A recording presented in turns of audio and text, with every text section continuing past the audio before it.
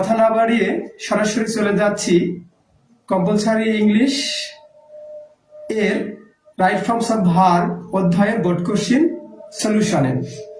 Right forms of verb compulsory ইংলিশের আসে 10 নম্বরে, অর্থাৎ আপনি আপনার প্রশ্নপত্রে পাবেন 10 নম্বরে। এটা দেখবেন আপনাদের সাবজেক্ট কোড 22-11-09 এবং এক্সাম 2022 সালের বোর্ড কোশ্চেনটি এখন আমি আপনাদের সাথে শেয়ার করতে যাচ্ছি। আমরা কিভাবে রাইট ফর্মস অফ ভার্বের প্রস্তুতি নিলে পুরো কম্পালসারি ইংলিশটাকে আমরা ভালো করতে পারবো। আর এই জন্য আপনি আমার সাথে শুরু থেকে শেষ পর্যন্ত ক্লাসটাতে থেকে আমাকে সহযোগিতা করবেন এবং আপনাদের বন্ধুদেরকে শেয়ার করে এটা দেখার সুযোগ করে দিবেন। চলুন দেখা যাক প্রথম যে প্রশ্নটা, if you had called me, I help you. তো রাইট ফর্মস অফ ভার্বে সাধারণত একটা নির্দিষ্ট ভার্বকে ঘিরে দেয়া থাকে, যেমন আই হেল্প ইউ। এখন এই পুরা বাক্যটা আমরা পড়ে এইখানে খুঁজবো যে আমরা আমাদের যে রাইট ফর্মস অফ ভার্বের যে নিয়মগুলো আছে এই নিয়মগুলোর মধ্যে কোন নিয়মটাতে পড়ে। শুরুতেই যদি আমরা খেয়াল করি if you had called me, তাহলে আমরা এই ইফটাকে কেন্দ্র করে আমাদের এই রুলটা মনে করে আমরা এটাকে তৈরি করতে পারবো। তো ইফ সাধারণত কন্ডিশনাল অর্থে ব্যবহার করা হয়, অর্থাৎ এটা রাইট ফর্মস অফ ভার্বে 25, 26 এবং 27 নম্বর রুল ক্যারি করে। সাধারণত ইফের দুইটা অংশ থাকে, একটা হচ্ছে প্রথম অংশ এবং আরেকটা হচ্ছে দ্বিতীয় অংশ। তো দেখেন ইফ থেকে শুরু করে এই কমা পর্যন্ত এটা হলো প্রথম অংশ, এটা হচ্ছে দ্বিতীয় অংশ। তো ইফের প্রথম অংশ যদি প্রেজেন্ট হয়, সাধারণত ইফের পরের অংশটাকে প্রেজেন্ট করতে হয়, সেটা চিরন্তন সত্য বাক্যগুলোর ক্ষেত্রে। এটাকে বলা হয় ফার্স্ট কন্ডিশনাল, এটাকে বলা হয় জিরো কন্ডিশনাল। আর ইফের প্রথম অংশ যদি প্রেজেন্ট হয়, পরের অংশ ফিউচার, এবং ইফের প্রথম অংশ যদি পাস্ট হয় তাহলে পরের অংশটা পাস্ট কন্ডিশনাল। ইফের প্রথম অংশ যদি পাস্ট পারফেক্ট হয় তাহলে পরের অংশ পারফেক্ট কন্ডিশনাল করতে হয়। এটা হলো কন্ডিশনাল সংশ্লিষ্ট রুল। আরো ইফ সংশ্লিষ্ট যে কথাগুলো, যে had plus subject plus Vythiri যদি হয় তাহলে এরপরে পারফেক্ট কন্ডিশনাল, এর পরের অংশটাকে পারফেক্ট কন্ডিশনাল করতে হয়। আবার ইফের পরে অর্থাৎ ইফ অংশটাতে যদি এইখানে বি ভার্ব থাকে তাহলে আমরা ইফের পরে সর্বদাই ওয়ার দিব এবং পরের অংশটাকে পাস্ট কন্ডিশনাল এবং পারফেক্ট কন্ডিশনাল করতে পারবো। যদিও আজকের এই ক্লাসটি right forms of verb board question compulsory ইংলিশের ক্ষেত্রে যেমন প্রযোজ্য, আবার এই ক্লাসটি হতে পারে কোনো অ্যাডমিশন অর্থাৎ চাকরির পরীক্ষার্থী যে কারোর জন্য গুরুত্বপূর্ণ হতে পারে। তো এই গুরুত্বপূর্ণ ক্লাসে আমি প্রথমে কি বলছি, ইফ সংশ্লিষ্ট রুল, যা রাইট ফর্মস অফ ভার্বের 25 নম্বর রুল আছে, আপনি অ্যাডভান্স খেয়াল করলে এটা পাবেন। এবং আমি আমার ব্যাচের যে শীট আছে এই শীটটাতেও আপনি এটা পাবেন হচ্ছে 25 নম্বর রুলে। তো কন্ডিশনাল সংশ্লিষ্ট যে কথাগুলো সেটা হচ্ছে ইফের প্রথম অংশ প্রেজেন্ট, দ্বিতীয় অংশ প্রেজেন্ট, তাহলে হবে জিরো কন্ডিশনাল। ইফের প্রথম অংশ প্রেজেন্ট, পরের অংশ সাধারণত ফিউচার হয়, এটাকে বলা হয় ফার্স্ট কন্ডিশনাল। ইফের প্রথম অংশ পাস্ট, দ্বিতীয় অংশ হয় পাস্ট কন্ডিশনাল। ইফের প্রথম অংশ পাস্ট পারফেক্ট, দ্বিতীয় অংশ হয় পারফেক্ট কন্ডিশনাল। এখন আমরা জেনে নিই পাস্ট কন্ডিশনালটা কি এবং পারফেক্ট কন্ডিশনালটা কি। পাস্ট কন্ডিশনালটা হচ্ছে would, could, mite plus V1 এবং পারফেক্ট কন্ডিশনালটা হচ্ছে would have, could have, might have plus V3। এইখানে যেটা আছে if plus subject plus had plus V3, তাহলে আমাদের এখানে করতে হবে হচ্ছে পারফেক্ট কন্ডিশনাল। এখন পারফেক্ট কন্ডিশনাল করে আমরা যদি সঠিক উত্তর করতে চাই তাহলে আমি কি বললাম, পারফেক্ট কন্ডিশনালটা would have, could have, might have plus V3। তো এইখানে সঠিক উত্তরটা হবে হচ্ছে would have helped, would have helped। তাহলে এটা হচ্ছে থার্ড কন্ডিশনাল। ইফের প্রথম অংশ পাস্ট পারফেক্ট, পরের অংশটা হলো পারফেক্ট কন্ডিশনাল। পারফেক্ট কন্ডিশনালটা হচ্ছে would have, could have, might have plus V3। এরপরে দ্বিতীয় যে প্রশ্ন এটা হলো, দেখেন the lion call the beast of prey, অর্থাৎ সিংহকে কল বলা আছে, এখানে ভার্বটা ঘিরে দেওয়া আছে call the beast of prey, এটার অর্থ হচ্ছে শিকারের পশু। বিস্ট অফ প্রে টা হচ্ছে শিকারের পশু। এখন এই লায়নটা হচ্ছে সাবজেক্ট, এটাকে এরকম অর্থে ব্যবহার করা যেতে হবে, অর্থাৎ প্যাসিভ অর্থে।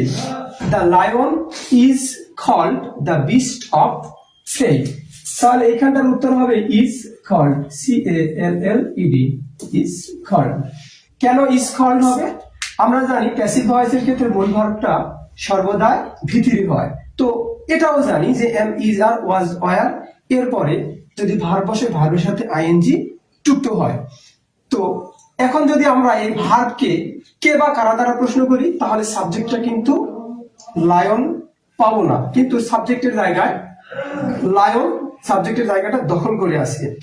কে বলে এই বাক্যে উত্তর নাই, কারা বলে এই বাক্য উত্তর নাই, তাহলে লায়নটা কিভাবে উত্তর আসলো? কাকে বলে? লায়নকে বলা হয়, এই জন্য বাক্যটা হবে হচ্ছে প্যাসিভ, অর্থাৎ এক কথায় কে বলে জানি না, কে বলে জানি না, কারা বলে জানি না, তাহলে বাক্যটা হবে হচ্ছে প্যাসিভ। আর প্যাসিভ ভয়েসের ক্ষেত্রে মূল ভার্বটা সর্বদা V3 হয়, এবং এইটার নিয়মটা হচ্ছে এরকম, যদি কন্টিনিউয়াস হয় তাহলে পরের টেন্সের হেল্পিং ভার্ব প্লাস V3, পরের টেন্সের যদি কন্টিনিউয়াস হয় তাহলে ওই কন্টিনিউয়াস টেন্সের হেল্পিং ভার্ব তার সাথে বিং লেগে যায়, আর যদি কন্টিনিউয়াস না হয়, কন্টিনিউয়াস বাদে হয়, তাহলে পরের টেন্সের হেল্পিং ভার্ব প্লাস V3। দেখেন এইটা হচ্ছে প্রেজেন্ট ইনডেফিনিট টেন্সের একটা বাক্য যেটা কন্টিনিউয়াস না, তাই পরের টেন্সের হেল্পিং ভার্ব, পরের টেন্সটা কি? প্রেজেন্ট ইনডেফিনিটের পরের টেন্স প্রেজেন্ট কন্টিনিউয়াস টেন্স, তো প্রেজেন্ট কন্টিনিউয়াস এর হেল্পিং ভার্ব কি অনুযায়ী বলবে? দ্য লায়ন অনুযায়ী বলবে, এই জন্য এখানে হবে হচ্ছে দ্য লায়ন ইজ, অর্থাৎ প্যাসিভ ভয়েসের ক্ষেত্রে যে V3 হয় এটা দিয়ে দিলাম V3, তাহলে এখানকার কাঙ্ক্ষিত উত্তরটা হচ্ছে ইজ কল্ড। এরপরে যে প্রশ্নটা সেটা হলো, দেখেন C নম্বর, আমি আবারও আপনাকে বলছি পরীক্ষা 2022 সালের, এই পরীক্ষাটা 2022 সালের কত নম্বর? 10 নম্বর। কোন অধ্যায়? রাইট ফর্মস অফ ভার্ব অধ্যায়। She talked as if she know everything, as if, as though মানে হচ্ছে এমন ভাবে যেন। এবারে আমাদের লক্ষণীয় বিষয়টা হচ্ছে কি? as if অথবা as though, যা রাইট ফর্মস অফ ভার্বের 20 নম্বর রুলে আছে, আপনি যদি অ্যাডভান্স খেয়াল করেন সেটাও আছে আমার লেকচার শিটেও, এটা 20 নম্বর রুলে আমি এটা দেখেছি। as if, as though মানে হচ্ছে এমন ভাবে যেন, কেউ কোনো কাজ এমন ভাবে করে যেন ওইটা কারোর সাথে তুলনা করা যায়, এরকম ক্ষেত্রে as if এবং as though ব্যবহার হয়। as if এবং as though এই কথাটা since এর রুলের সাথে কিছুটা মিল আছে, তাহলে since, as if, as though এই দুইটা রুলকে যদি আমি একসাথে বলি তাহলে as if, as though এর দুইটা অংশ থাকবে, একটা হচ্ছে প্রথম অংশ আর আরেকটা হচ্ছে দ্বিতীয় অংশ। as if, as though এর প্রথম অংশ যদি প্রেজেন্ট হয় তাহলে পরের অংশটা হবে হচ্ছে পাস্ট, প্রথম অংশটা যদি পাস্ট হয় তাহলে পরের অংশ হবে হচ্ছে পাস্ট পারফেক্ট। আমরা খেয়াল করব যে as if, as though এর প্রথম অংশটা কোন টেন্সে আছে, দেখেন she talked, তাহলে এরকম হলো যে subject plus V2 plus extension, তাহলে এরকম হবে যে as if, as though এর প্রথম অংশটা আছে হচ্ছে পাস্ট ইনডেফিনিট, তাহলে পরের অংশটা অবশ্যই হবে হচ্ছে পাস্ট পারফেক্ট। তো পাস্ট পারফেক্ট ফলে কি? Subject plus had plus V3, তাহলে কি হবে? Had, KNOWN, known, know, new, known, তাহলে কাঙ্ক্ষিত যে উত্তরটা আমরা পেয়ে গেলাম হ্যাড known। সি শেষ, D number, it is time এবং ইট ইজ হাই টাইম, যেটা রাইট ফর্মস অফ ভার্বের একটা রুল, কমপ্লিটিং সেন্টেন্সের একটা রুল, খুব খুব গুরুত্বপূর্ণ একটা রুল হচ্ছে ইট ইজ টাইম এবং it is high time. It is time এবং ইট ইজ হাই টাইম ব্যবহৃত হয় কারো কোনো কাজ করার উপযুক্ত সময় এই অর্থে। ইট ইজ টাইম এবং ইট ইজ হাই টাইম আমরা ব্যবহার করে থাকি। তাহলে দেখেন it is high time we change our eating. তাহলে এরকমই কোন একটা অর্থ দিচ্ছে যে এখনই আমাদের পরিবর্তন করার, আমাদের খাবার পরিবর্তন করার উপযুক্ত সময়। আওয়ার ইটিং অর্থাৎ আমাদের খাদ্য অভ্যাস যেটাকে বলে, ইটিং এই ক্ষেত্রে একটা আক্ষরিক অর্থ না হলে ভাব অর্থে এরকমই পাওয়া যায় আর কি। তো ইট ইজ টাইম, এবং এখন রুলটা আমি বলি, ইট ইজ টাইম এবং ইট ইজ হাই টাইম এটা রাইট ফর্মস অফ ভার্বের 18 নম্বর রুলে পাবেন আমার শীটে, আর এটা পাবেন হচ্ছে অ্যাডভান্সে 19 নম্বর রুলে। ইট ইজ টাইম এবং ইট ইজ হাই টাইম। তো ইট ইজ টাইম এবং ইট ইজ হাই টাইম এর পরে যদি সাবজেক্ট বসে, দেখেন তো এখানে বসছে হচ্ছে উই, যদি সাবজেক্ট বসে তাহলে পরের ভার্ব হয় V2। It is time it is high time এর পরে যদি ভার্ব বসে অর্থাৎ টু বসাই, তাহলে টু প্লাস যে কোনো একটা সঙ্গতিপূর্ণ ভার্বের V2 দিলে এটাকে আমরা কমপ্লিট করতে পারি, এটা দিয়ে আমরা সেন্টেন্স গুলা তৈরিও করতে পারি।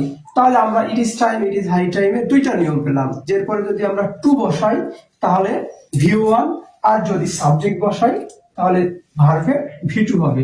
এই অনুযায়ী এটার উত্তর হবে চেঞ্জড, CHANGED, চেঞ্জড। কাঙ্ক্ষিত উত্তরটা আমরা পেয়ে গেছি। এরপরে আমরা দেখব 3 নম্বর প্রশ্ন, দ্য ক্রিমিনাল হ্যাং ইয়েস্টারডে। তো ইয়েস্টারডে এগো লং সিন্স লাস্টে এই কথাগুলো থাকলে পাস্ট ইনডিফিনিট টেন্স হয়। ইয়েস্টারডে এগো long since last time long ago, last কথাটা থাকলে last night last day last year last month যেই থাক, আমরা কি করবো এটাকে পাস্ট ইনডিফিনিট টেন্স করব। তো পাস্ট ইনডিফিনিট টেন্স মানে হচ্ছে কি subject plus V2 plus extension. এখানে সাবজেক্টটা হচ্ছে দ্য ক্রিমিনাল হ্যাং। তো আমরা যদি এরকম বলি যে দ্য ক্রিমিনাল হ্যাং, তাহলে আমাদেরকে এখানে কি করতে হচ্ছে হ্যাং, HANGED, হ্যাং। তো হ্যাং এর দুই রকম ফর্ম আছে, হ্যাং HUNG, হাং, হাং এর অর্থটা হচ্ছে কোনো কিছু ঝুলানো বা টানানো, আর এই হ্যাং এর অর্থ হচ্ছে ফাঁসিতে ঝুলানো। দেখেন তো ফাঁসিতে ঝুলানো হলো দ্য ক্রিমিনাল হ্যাং ইয়েস্টারডে, ক্রিমিনালটাকে ঝুলানো হলো গতকাল। তো কে ঝুলালো? ক্রিমিনাল নিজে নিজে ঝুলালো না, ক্রিমিনালকে কেউ ঝুলালো। তো কে বা কারা দ্বারা প্রশ্ন করে এই ক্রিমিনাল উত্তরটা আসছে না, অর্থাৎ সাবজেক্টের জায়গাতে যে ক্রিমিনাল সাবজেক্টের স্থানটা দখল করে আছে, এই উত্তরটা কে বা কারা দ্বারা প্রশ্ন করলে উত্তরটা আসছে না। তাই আমরা এটাকে বলবো যে বাক্যটা আসলে প্যাসিভে আছে, বাক্যটা আসলে প্যাসিভে আছে। তো প্যাসিভ ভয়েসের ক্ষেত্রে আমি কি বলছি, যদি কন্টিনিউয়াস হয় তাহলে কি ওই কন্টিনিউয়াসেরই helping verb being plus V3, অর্থাৎ প্যাসিভ ভয়েসের ক্ষেত্রে মূল ভার্বটা সর্বদাই V3 হয়। এরপরে যদি আমরা দেখি যে যদি কন্টিনিউয়াস বাদে হয় তাহলে পরের টেন্সের হেল্পিং ভার্ব, অর্থাৎ প্রেজেন্ট ইনডিফিনিট থাকলে প্রেজেন্ট কন্টিনিউয়াস, প্রেজেন্ট পারফেক্ট থাকলে present perfect continuous, past indefinite থাকলে পাস্ট কন্টিনিউয়াস এর হেল্পিং ভার্বটা বসবে এবং মূল ভার্বটা সর্বদাই কি হবে V3। এক্ষেত্রে ইয়েস্টারডে যেহেতু আছে সেহেতু এটা হবে পাস্ট ইনডিফিনিট টেন্স। তো পাস্ট ইনডিফিনিটের পরের টেন্সটা হচ্ছে পাস্ট কন্টিনিউয়াস টেন্স, তাহলে এখানে পাস্ট কন্টিনিউয়াস এর হেল্পিং ভার্বটা হবে was. The criminal was hanged, the criminal was hanged yesterday, অর্থাৎ অপরাধীটিকে গতকাল ফাঁসিতে ঝুলানো হয়েছিল। এরপরে F নম্বর প্রশ্নটা যদি আমরা দেখি, we could not help listen to him, we could not help listen to হিম। এখন দেখেন রাইট ফর্মস অফ ভার্বের 17 নম্বর রুল আমার শীট এবং অ্যাডভান্সের 18 নম্বর রুলে এই কথাটা বলা আছে।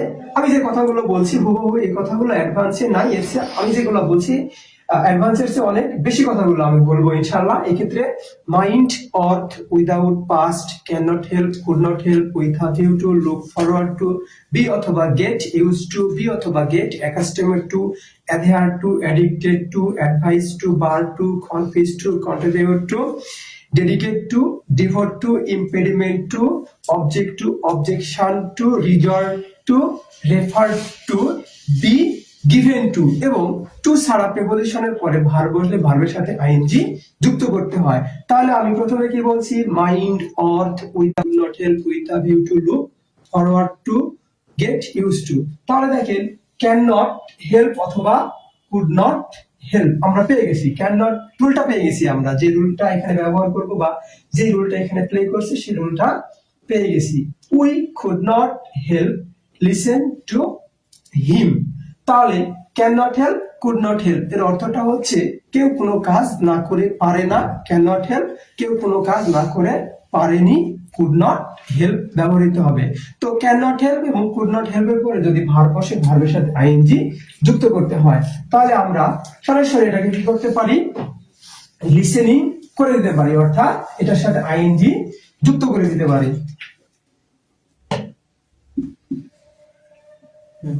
লিসেনিং, আমরা আমাদের কাঙ্ক্ষিত উত্তরটা পেয়ে গেছি। এফ নাম্বার গেল, এরপরে জি নাম্বার। জি নাম্বারটা হচ্ছে he just leave the house. He just leave the house, সে এইমাত্র বাসাটা ত্যাগ করেছে, এরকম হবে। তো আমরা যদি এখানে রুল খোঁজার চেষ্টা করি তাহলে এরকম হবে, just, just now, already, yet, ever, lately, recently. Just, just now, already, yet, ever, lately, recently থাকলে প্রেজেন্ট পারফেক্ট টেন্স হয়। তাহলে আমরা এটাকে এরকম করতে পারি যে জাস্ট এমন একটা শব্দ যা সাবজেক্ট এবং মেন ভার্বের, হেল্পিং ভার্ব এবং মেন ভার্বের মাঝখানে বসে। তাহলে এরকম হবে, হি হ্যাজ জাস্ট, ভিতরিটা হচ্ছে left, leave, left, left, he has just left the house. তাহলে আমরা এটাতে যে টেন্সটা পেলাম সেটা হচ্ছে প্রেজেন্ট পারফেক্ট টেন্স। এই মাত্র একটি কাজ শেষ হয়েছে, তার ফল এখনো বিদ্যমান, এরকম ক্ষেত্রে প্রেজেন্ট পারফেক্ট টেন্সটা বসেছে। আমরা এইভাবে প্রেজেন্ট পারফেক্ট টেন্স চিনবো না, প্রেজেন্ট পারফেক্ট টেন্স চিনবো এইভাবে যে কেউ কোনো কাজ করেছে, অর্থাৎ আমি খেয়েছি বা খাইয়াছি, ঘুমিয়েছি বা ঘুমাইয়াছি, পড়েছি বা পড়িয়াছি, লিখেছি বা লিখিয়াছি।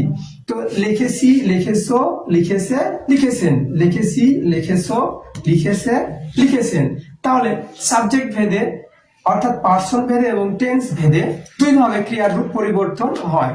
লিখেছি, লিখেছো, লিখেছে, লিখেছেন, দেখেছি, দেখেছো, দেখেছে, দেখেছেন, শুনেছি, শুনেছো, শুনেছে, শুনেছেন। তাহলে কিভাবে এটা হবে, আমি শুনেছি বা আমরা শুনেছি, তুমি শুনেছো বা তোমরা শুনেছো, তারা শুনেছে বা তারা শুনেছেন, সে শুনেছে বা শুনেছেন, তারা শুনেছে বা শুনেছেন। প্রেজেন্ট পারফেক্ট টেন্সের ক্ষেত্রে আমরা সাবজেক্ট প্লাস হ্যাভ অথবা হ্যাজ ভিতরি প্লাস এক্সটেনশন করব। সাবজেক্ট প্লাস হ্যাভ অথবা হ্যাজ ভিতরি প্লাস এক্সটেনশন। কোথায় হ্যাভ বসাবো, কোথায় হ্যাজ বসাবো, এটা নিয়ে জটিলতা আপনাদের থাকবে না। কিভাবে ব্যবহার করলে, I have, we have, you have, they have, he has, she has, it has, টানা হ্যাজ। এভাবে যদি আমরা প্রত্যেকটা পার্সনের ক্ষেত্রে হ্যাভ অথবা has, and, is, are, do, does ব্যবহার করি তাহলে কখনো আমাদের সমস্যা পোহাতে হবে না। আমরা চলে যাচ্ছি আর একটা বোর্ড কোশ্চেনে।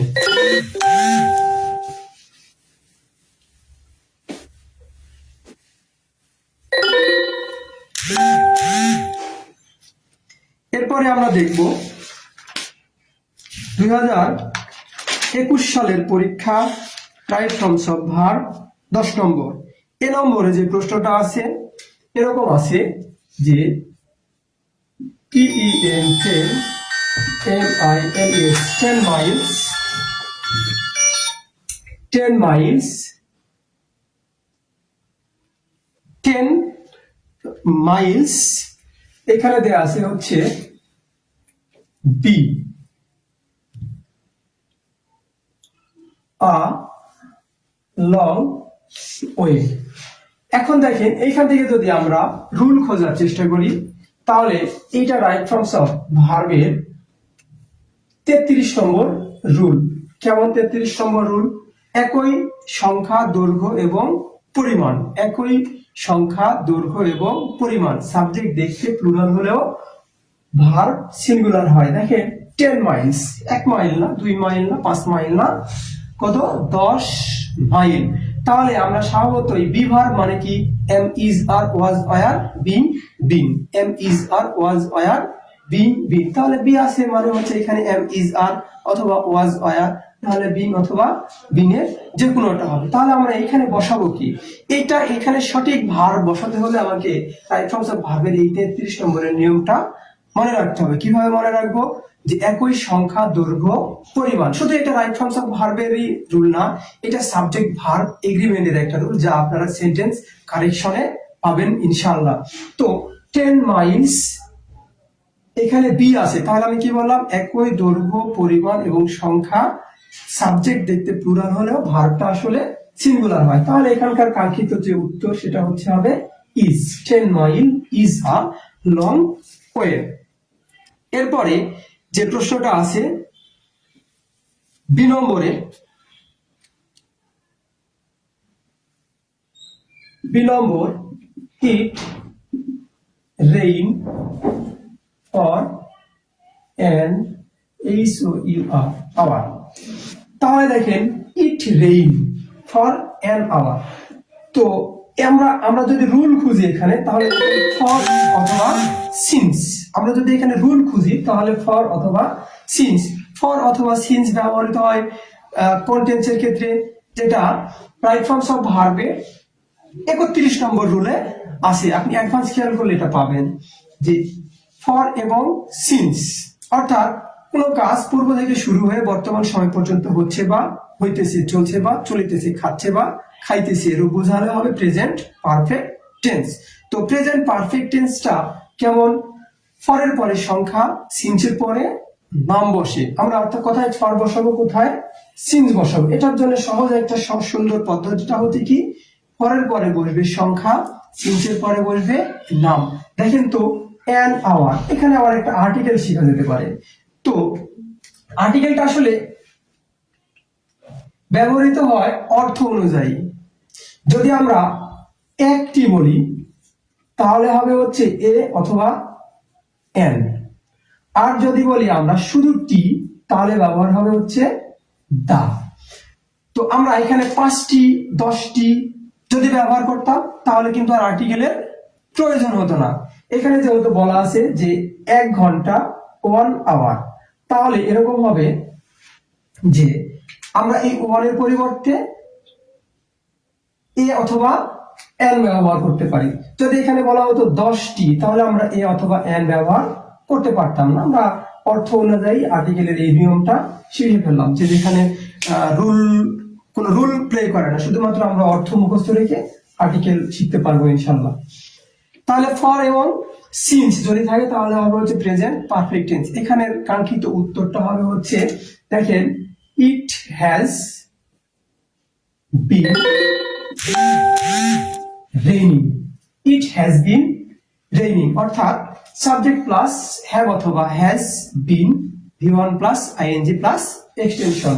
তো কোথায় আমরা হ্যাভ বসাবো, কোথায় আমরা হ্যাজ বসাবো, এটা একটু দেখে নিই। I have, we have, you have, they have, he has, she has, it has, Rana has.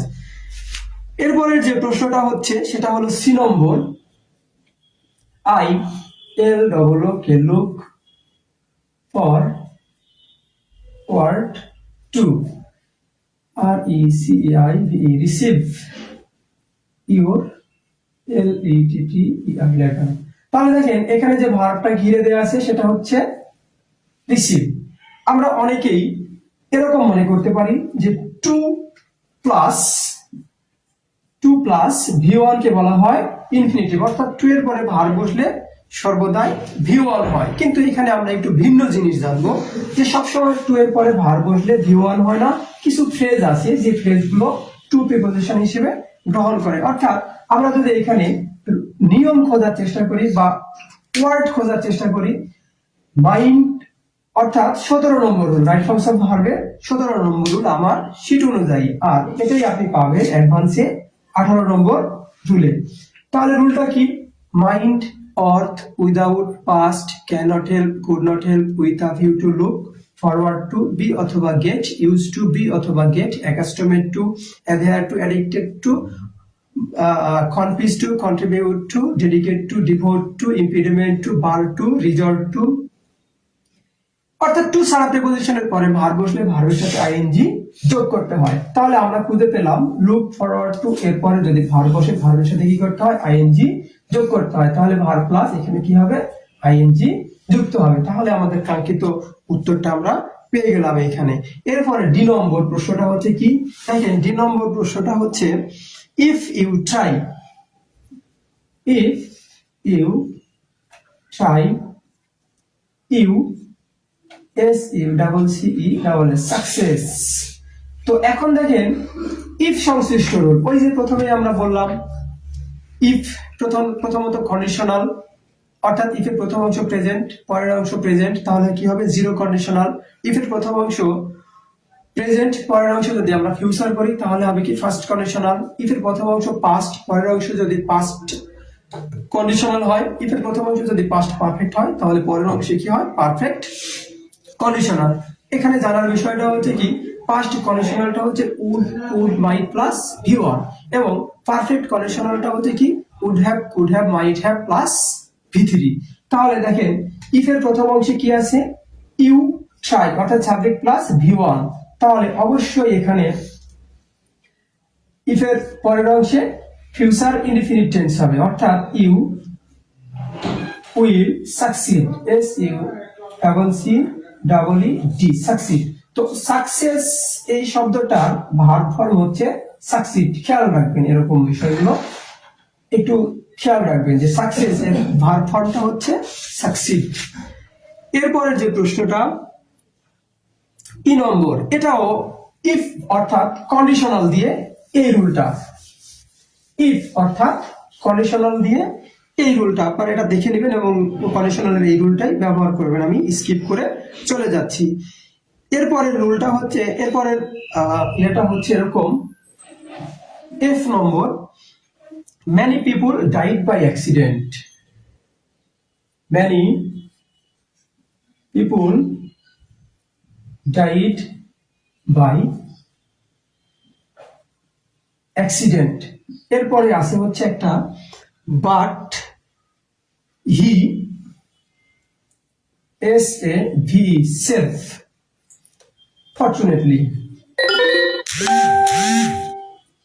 এখন দেখেন many people died by accident, অর্থাৎ এখানে past indefinite tense, but এর পরের অংশটাও হবে হচ্ছে past indefinite tense, তাহলে কি হবে saved। যেহেতু অতীতের কোন একটা ঘটনা ঘটে গেছে, আমরা অ্যাক্সিডেন্টের সময় তো হয়তো লাইভ করার এরকম সুযোগ থাকে না, তাই এটাকে যেহেতু অ্যাক্সিডেন্টে বর্ণনা করতেছে, আমরা এটাকে আইকিউ হিসেবে আমরা ধরতে পারি যে না এটাও প্রথমটা পাস্ট হয়েছে, পরেরটাও পাস্ট হইবে, এবং অ্যাক্সিডেন্টের বর্ণনা যেহেতু করা হচ্ছে এজন্য এটা হবে পাস্ট।